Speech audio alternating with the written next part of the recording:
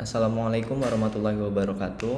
Perkenalkan, saya Muhammad Fitor Al-Faqih dan teman saya Melati. Pada kesempatan kali ini kami akan mempresentasikan mengenai laporan hasil analisis rencana pelaksanaan pembelajaran atau RPP yang disusun untuk memenuhi tugas mata kuliah strategi pembelajaran fisika dengan dosen pengampu Bapak Ardian Asyari MPD. Pada laporan ini berikut merupakan daftar isinya, yaitu yang pertama ada halaman judul, daftar isi, pendahuluan dengan latar belakang masalah, rumusan masalah, dan tujuan. Di bab 2 terdapat landasan psikologi desain pembelajaran, mengidentifikasi kebutuhan pembelajaran, menganalisis pembelajaran, menganalisis karakteristik peserta didik, merumuskan tujuan pembelajaran, mengembangkan instrumen penilaian, mengembangkan strategi pembelajaran, mengembangkan bahan pembelajaran, dan mengevaluasi pembelajaran. Selanjutnya di bab 3 yaitu analisis. Adapun yang dianalisis meliputi analisis RPP dengan landasan psikologi desain pembelajaran, analisis proses identifikasi kebutuhan pembelajaran, analisis kompetensi inti dan tujuan pembelajaran. Selanjutnya yaitu analisis karakteristik peserta didik, analisis rumusan tujuan pembelajaran, analisis instrumen penilaian, analisis strategi pembelajaran, analisis bahan pembelajaran, dan analisis evaluasi pembelajaran. Yang selanjutnya yaitu latar belakang masalah yang akan disampaikan oleh Melati.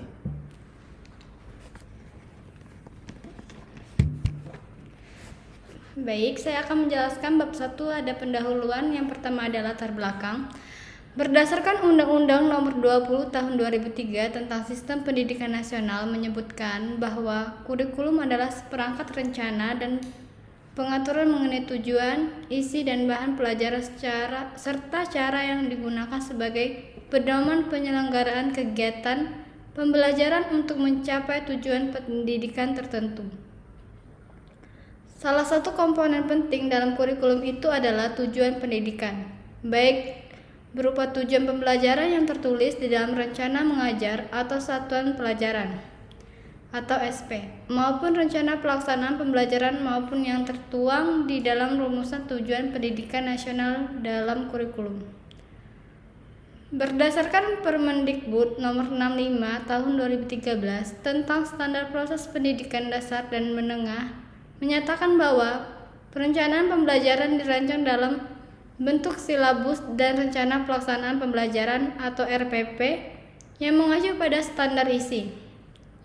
Perencanaan pembelajaran meliputi penyusunan rencana pelaksanaan pembelajaran yang menyiapkan media dan sumber belajar, perangkat penilaian pembelajaran, dan skenario pembelajaran.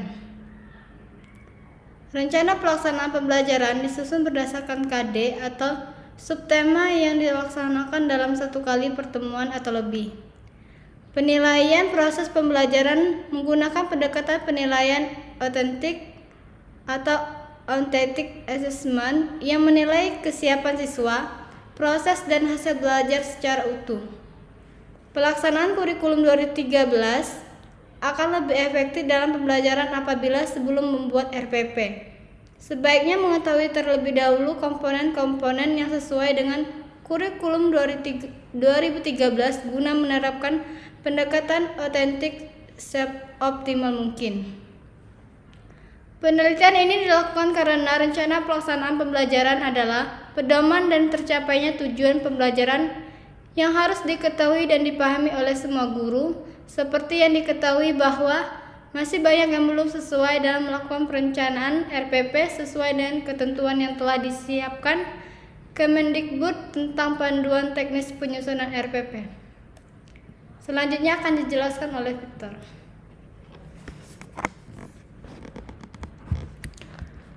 Yang selanjutnya yaitu rumusan masalah. Berdasarkan latar belakang yang telah dijelaskan di atas, maka dapat dirumuskan masalah sebagai berikut.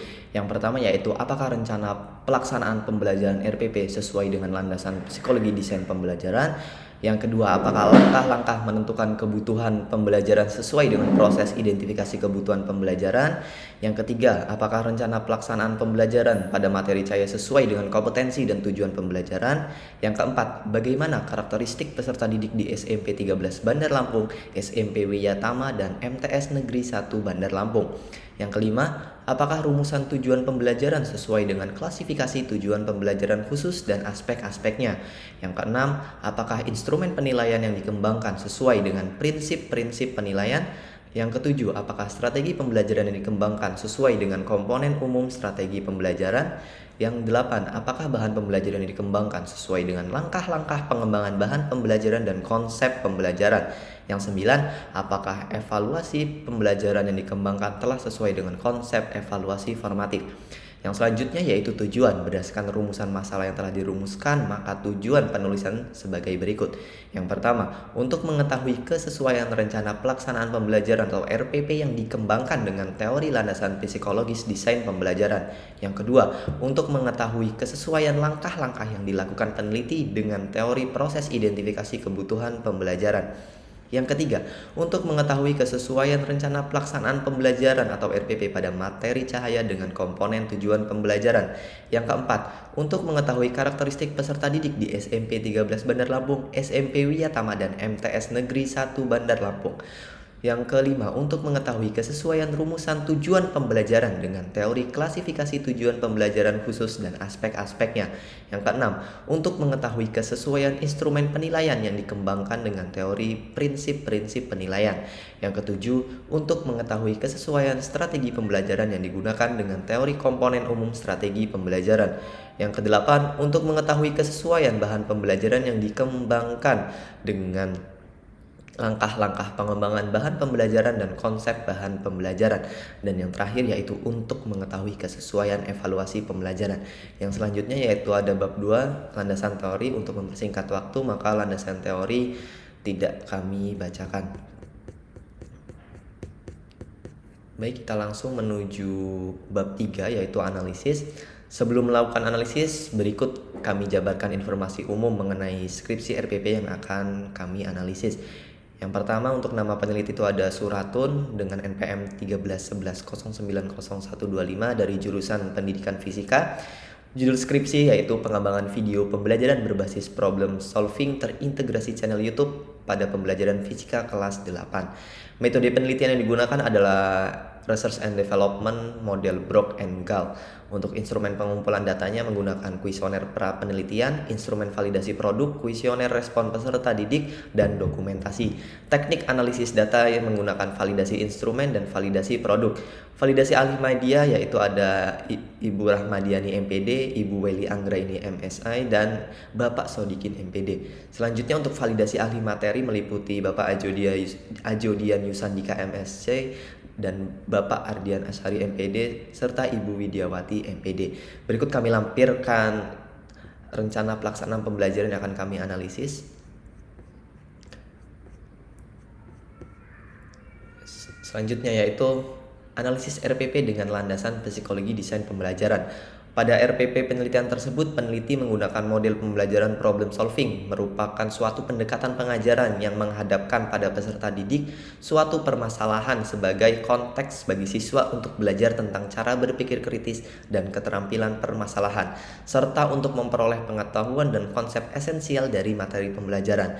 Metode ini menuntut kemampuan untuk dapat melihat sebab akibat atau relasi-relasi di antara berbagai data, sehingga pada akhirnya dapat menemukan kunci pembuka masalahnya.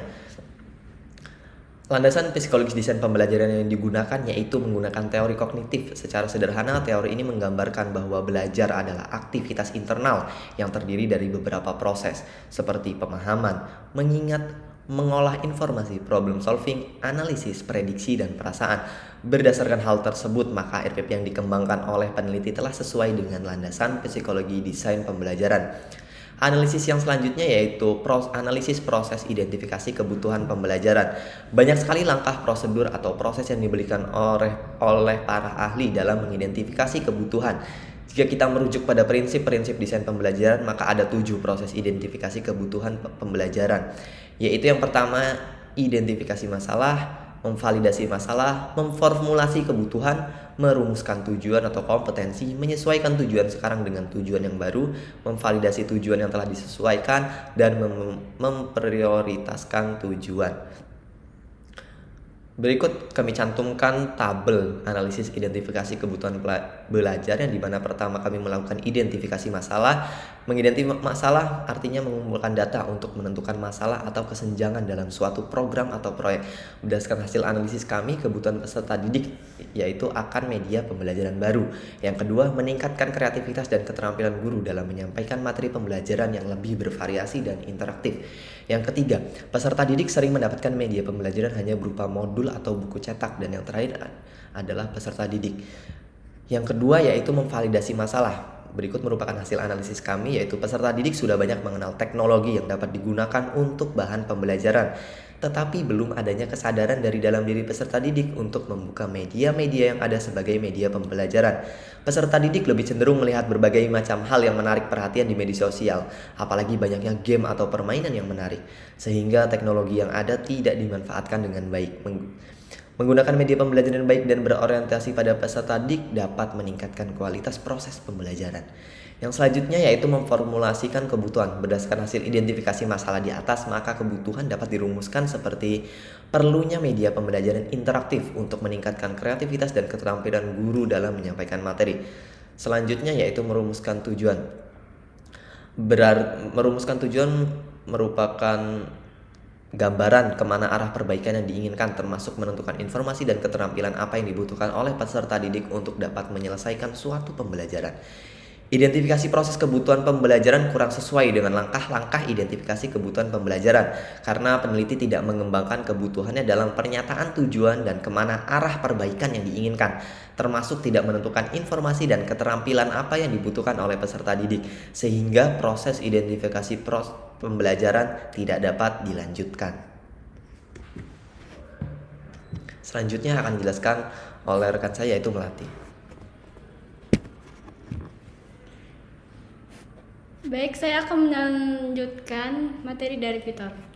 3.3 Analisis kompetensi dasar dan tujuan pembelajaran. Yang pertama ada KD 1.1 Menyadari kebesaran Tuhan yang menciptakan dan mengatur alam jagat raya melalui pengamatan fenomena alam fisik dan pengukurannya.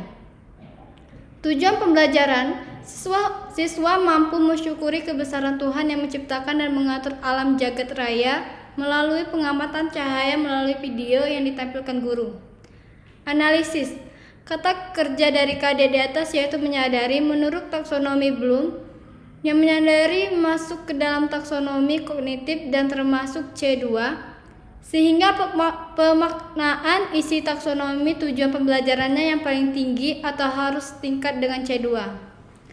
Dari analisis KD ke tujuan pembelajaran di atas, kata kerja dalam tujuan pembelajaran adalah mensyukuri dalam taksonomi Bloom, mensyukuri masuk ke C2 dalam kompetensi memahami, sehingga hasil analisis menunjukkan bahwa tujuan pembelajaran dengan menunjukkan tersebut telah sesuai dengan taksonomi Bloom. KD 2.1 menunjukkan perilaku ilmiah atau memiliki rasa ingin tahu, objektif, jujur, teliti, cermat, tekun, hati-hati, bertanggung jawab, terbuka, kritis, kreatif, inovatif, dan peduli lingkungan dalam aktivitas sehari-hari sebagai wujud implementasi sikap dalam melakukan percobaan dan berdiskusi. Tujuan pembelajaran, siswa mampu menunjukkan rasa ingin tahu dalam mengumpulkan informasi untuk mendeskripsikan cahaya melalui referensi yang relevan. Analisis, kata kerja yang dipakai adalah sama, yakni menunjukkan, sehingga penjabaran tersebut adalah logis karena tidak melebihi tingkatan dari KD yang kata kerja masuk termasuk C2. Selain itu, tujuan dengan kata menunjukkan termasuk dalam kompetensi, memahami sudah sangat spesifik. Karena menurut taksonomi Bloom, tujuan tersebut tidak melampaui atau tidak lebih dari KD yang ditetapkan. Sehingga analisis menunjukkan bahwa tujuan pembelajaran dengan menunjukkan tersebut telah sesuai dengan taksonomi Bloom. KD 3.6 mendeskripsikan cahaya. Tujuan pembelajaran, siswa mampu mendeskripsikan cahaya. Analisis, kata kerja dari KD di atas yaitu mendeskripsikan. Menurut taksonomi Bloom, mendeskripsikan masuk ke dalam taksonomi kognitif dan termasuk C1. sehingga pemaknaan isi tujuan pembelajarannya paling tinggi atau harus setingkat dengan C1. Kata kerja yang dipakai sama yakni mendeskripsikan, sehingga penjabaran tersebut ada logis karena tidak melebihi tingkatan dari KD yang kata kerjanya termasuk C1. Selain itu, tujuan pembelajaran dengan kata kerjanya mendeskripsikan yang termasuk dalam kompetensi mengingat sudah sangat spesifik. Karena menurut taksonomi Bloom, tujuan pembelajaran tidak melampaui atau tidak lebih dari KD yang ditetapkan. Sehingga hasil analisis untuk tujuan pembelajaran dengan mendeskripsikan tersebut telah sesuai dengan taksonomi Bloom. KD 4.6 menyajikan informasi manfaat penggunaan cahaya dalam kehidupan sehari-hari. Tujuan pembelajaran, siswa mampu menyajikan informasi tentang aplikasi cahaya pada kehidupan sehari-hari melalui tugas kelompok. Analisis, kata kerja dari KD di atas yaitu menyajikan menurut taksonomi Bloom, menyajikan masuk ke dalam taksonomi kognitif dan termasuk C2. Sehingga pemaknaan isi taksonomi indikatornya paling tinggi atau harus setingkat dengan C2. Kata kerja yang dipakai adalah sama yakni menyajikan. Sehingga analisis tersebut adalah logis karena tidak melebihi tingkatan dari KD yang kata kerjanya termasuk C2. Selain itu, indikator dengan kata yang menyajikan yang termasuk dalam kompetensi memahami sudah sangat spesifik. Karena menurut taksonomi Bloom, tujuan pembelajaran tersebut tidak melampaui atau lebih tinggi dari KD yang ditetapkan.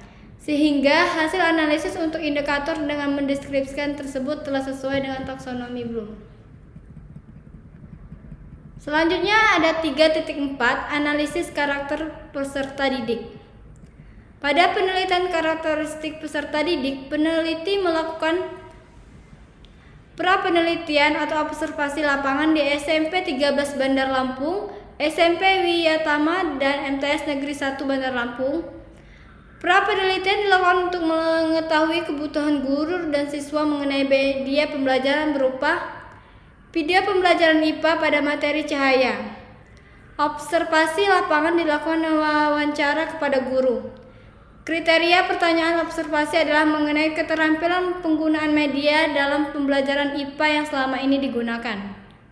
Hasil dari pra-penelitian atau observasi lapangan yang ditetapkan yaitu pemanfaatan media dalam pembelajaran IPA di kelas belum maksimal. Guru mengalami kesulitan dalam menjelaskan materi yang bersifat abstrak karena keterbatasan kemampuan yang dimiliki oleh siswa.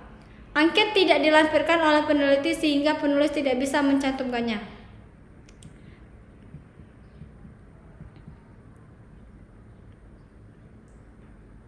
Selanjutnya ada 3.5 analisis rumusan tujuan pembelajaran. Yang selanjutnya akan dijelaskan oleh Victor.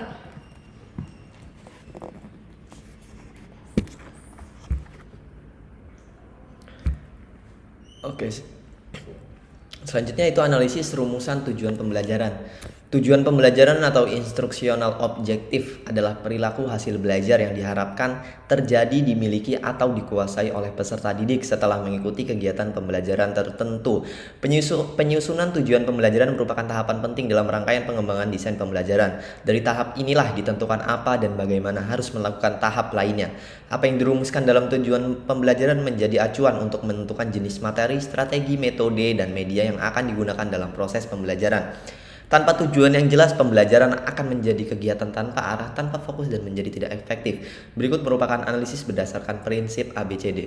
Yang pertama yaitu tujuan pembelajaran yang pertama, siswa mampu mensyukuri kebesaran Tuhan yang menciptakan dan mengatur alam jagat raya melalui pengamatan cahaya, melalui video yang ditampilkan guru. Berdasarkan analisis kami yaitu audiensnya adalah siswa, behaviornya adalah mensyukuri kebesaran Tuhan yang menciptakan, conditionnya melalui pengamatan cahaya, dan melalui video yang ditampilkan guru. Nah, akan tetapi di sini tidak ditemukan dari prinsip ABCD, tidak ada degree-nya. Jadi tujuan pembelajaran poin 1 tidak memenuhi prinsip ABCD. Yang kedua yaitu siswa mampu menunjukkan rasa ingin tahu dalam mengumpulkan informasi untuk mendeskripsikan cahaya melalui referensi yang relevan. Hasil analisis kami yaitu audiens adalah siswa, behavior menunjukkan rasa ingin tahu, condition dalam mengumpulkan informasi untuk mendeskripsikan cahaya melalui referensi yang relevan. Nah, pada poin kedua ini sama seperti yang pertama, yaitu tujuan pembelajaran poin 2 tidak memenuhi prinsip ABCD. Nah, yang ketiga yaitu siswa mampu menunjukkan sikap tekun dan bertanggung jawab dalam melaporkan hasil baik secara individu maupun berkelompok. Nah, pada poin yang ketiga, tujuan pembelajaran memenuhi prinsip ABCD. Yang keempat, siswa mampu mendeskripsikan cahaya.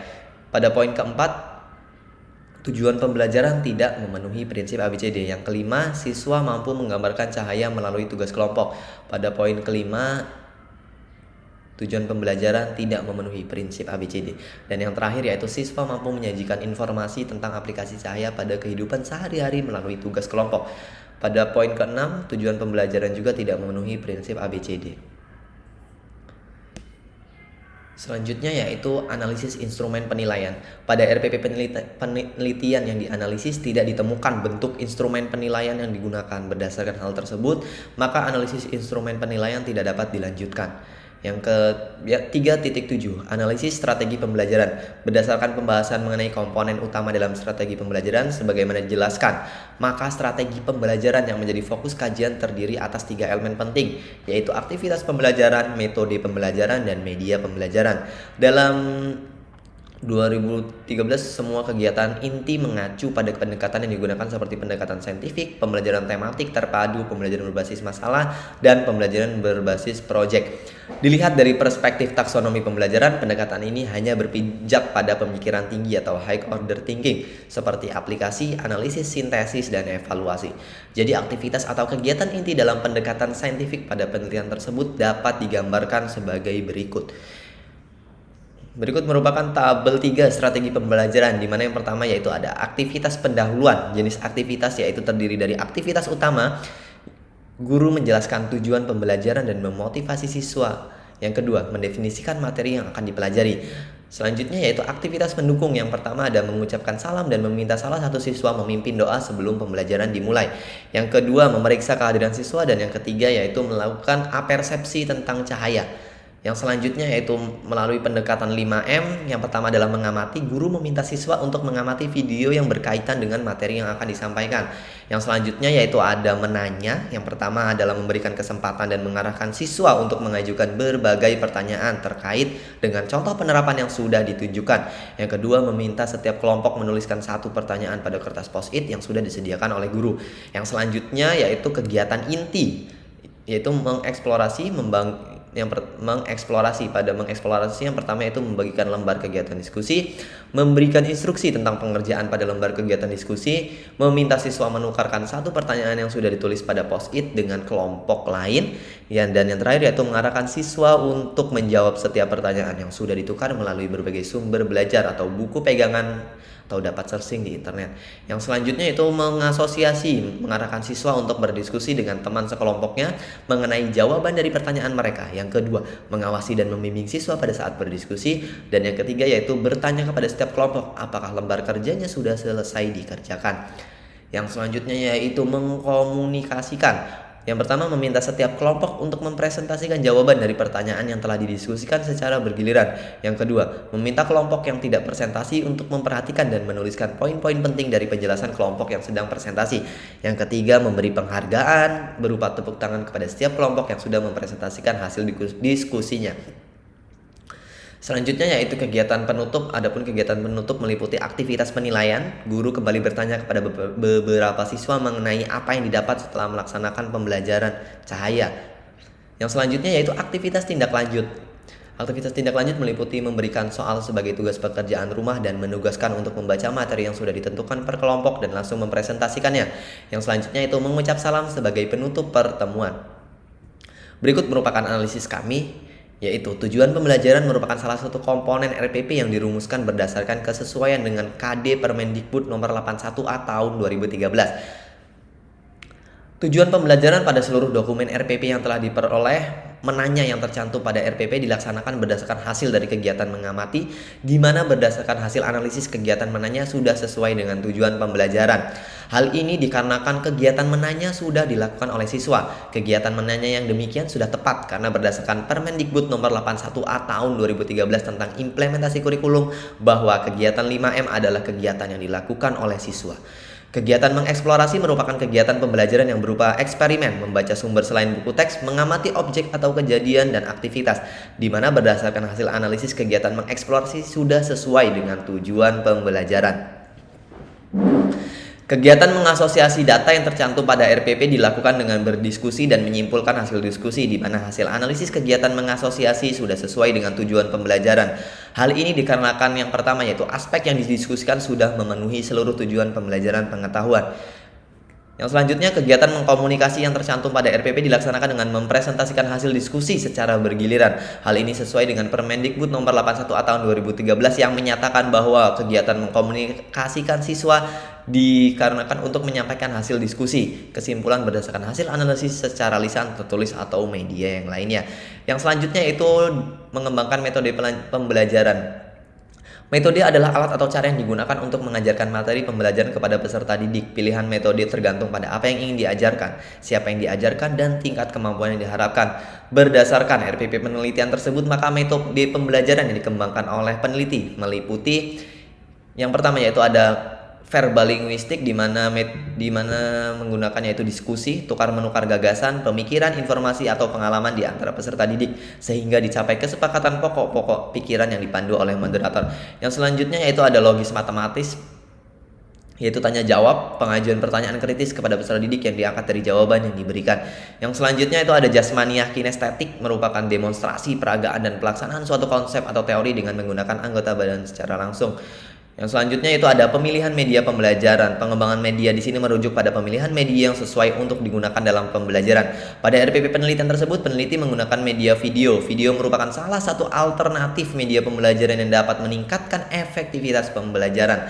Platform video yang digunakan adalah YouTube. YouTube adalah situs web yang menyediakan berbagai macam video, mulai dari video klip sampai film, serta video-video yang dibuat oleh pengguna YouTube sendiri.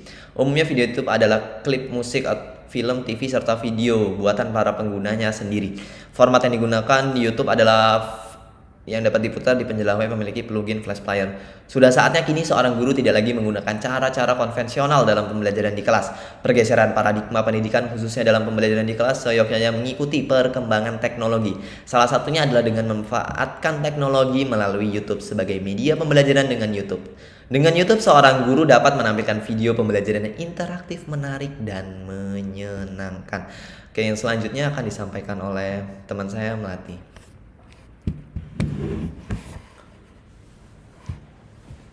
Baik, selanjutnya ada 3.8 analisis bahan pembelajaran. Bahan atau materi yang sering digunakan dalam proses pembelajaran kadang-kadang tidak melalui proses sistematis dalam pengembangannya. Sering langkah-langkah ilmiah tidak diperhatikan, apalagi jika terdesak dengan batas waktu penyusunan. Sekalipun demikian, materi yang dimaksud masih jauh lebih besar kontribusinya daripada tidak pernah mengembangkan sedikit pun. Adapun langkah-langkah dalam menyusun bahan pembelajaran. Yang pertama ada memilih tema atau topik yang sesuai, kedua menetapkan kriteria, dan yang ketiga ada menulis atau menyusun bahan pembelajaran baru. Rumusan materi RPP yang dipilih kemudian dianalisis kesesuaian komponennya dan didapatkan hasil bahwa rumusan materi telah mencantumkan materi pembelajaran dan melengkapi dengan uraiannya.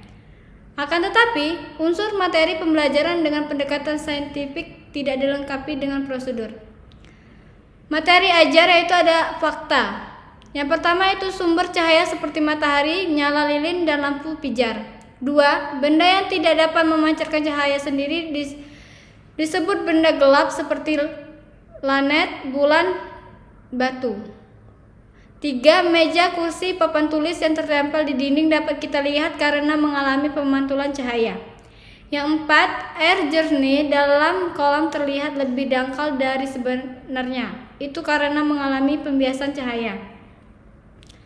B. Ada konsep. Yang pertama, cahaya adalah gelombang elektromagnetik, yaitu gelombang yang merambat tanpa medium. Yang kedua, media benda yang dapat memancarkan cahaya disebut sumber cahaya, dan benda yang tidak dapat memancarkan cahaya disebut benda gelap. Yang ketiga, cermin cekung adalah cermin lengkung yang bagian dalam dapat memantulkan cahaya. 4. Ketika gelombang melalui dua medium yang berbeda akan mengalami peristiwa pembiasan atau refraksi. 5. Cahaya dapat dipantulkan, dibiaskan, dipolarisasikan merambat benda bening. Yang C ada prinsip, menganalisa konsep dan penerapan cahaya dalam kehidupan sehari-hari. D ada prosedur, melakukan pengamatan pada peristiwa-peristiwa yang berkaitan dengan cahaya pada kehidupan sehari-hari. Selanjutnya ada 3.9. Apakah evaluasi pembelajaran yang dikembangkan telah sesuai ketentuan evaluasi? Pada RPP penelitian tersebut, peneliti menggunakan evaluasi formatif, berarti mengukur atau menilai produk pembelajaran dan alat penilaian metode pembelajaran, yakni bagaimana pengalaman belajar direncanakan, disampaikan dan difasilitasi, seperti halnya evaluasi produk formatif. Evaluasi proses formatif juga menyediakan informasi deskriptif dan bersifat keputusan tentang pengalaman belajar yang direncanakan. Adapun langkah-langkah dalam evaluasi proses formatif meliputi: yang pertama ada tujuan terbatas. Maksudnya adalah tinjauan keseluruhan komponen sistem yang dilakukan sendiri oleh pengembang dengan melibatkan teman sejawat dan orang-orang yang dianggap dapat memperbaiki kesalahan-kesalahan teknis. Yang kedua ada validasi ahli. Setelah rancangan bahan pembelajaran dibuat dan dikembangkan, perlu dilakukan tinjauan terhadap ketepatan dan kelengkapan konten yang dilakukan para ahli konten atau ahli kurikulum.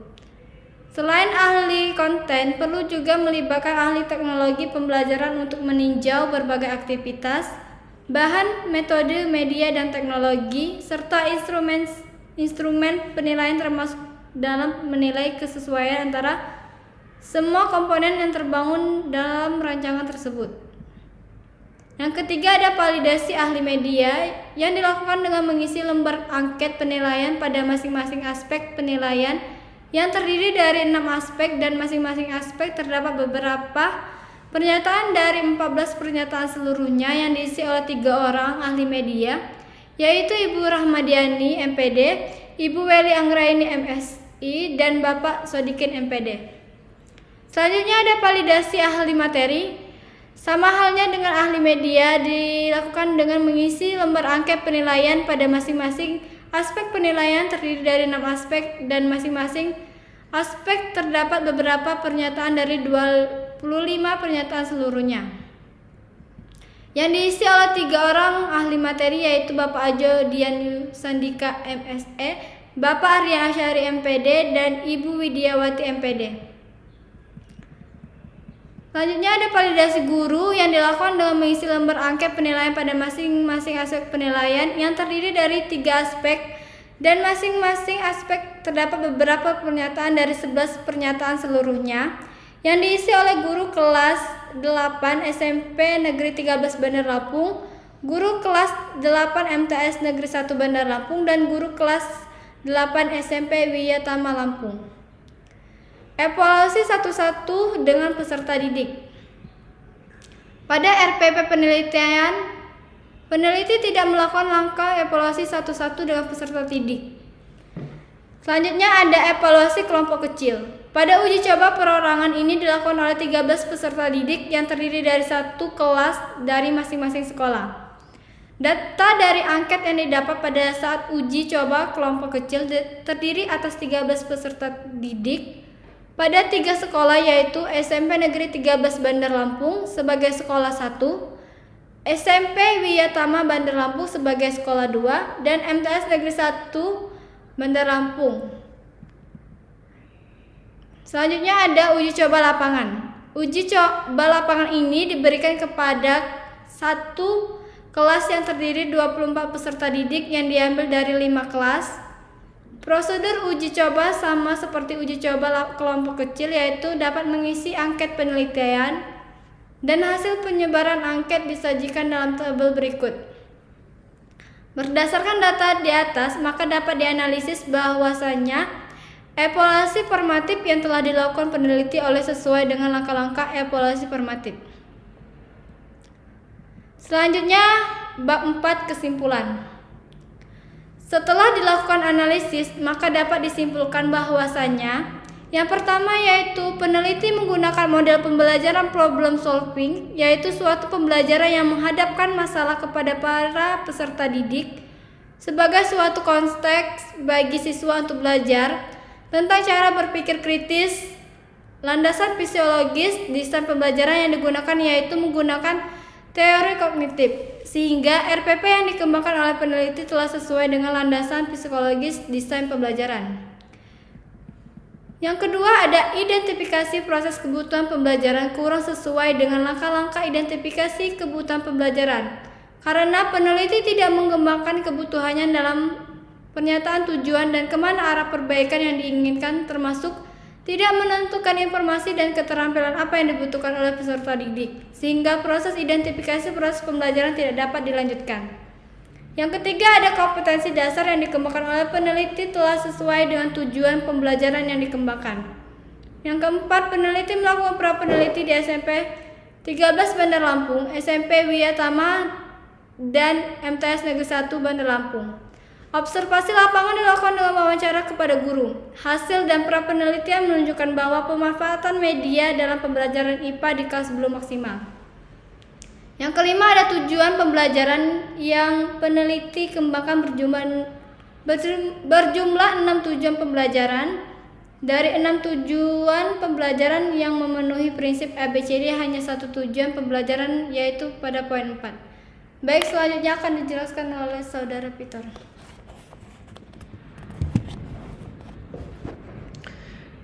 Kesimpulan yang selanjutnya yaitu poin nomor 6, pada RPP penelitian yang dianalisis tidak dicantumkan bentuk instrumen penilaian yang digunakan sehingga analisis tidak dapat dilanjutkan.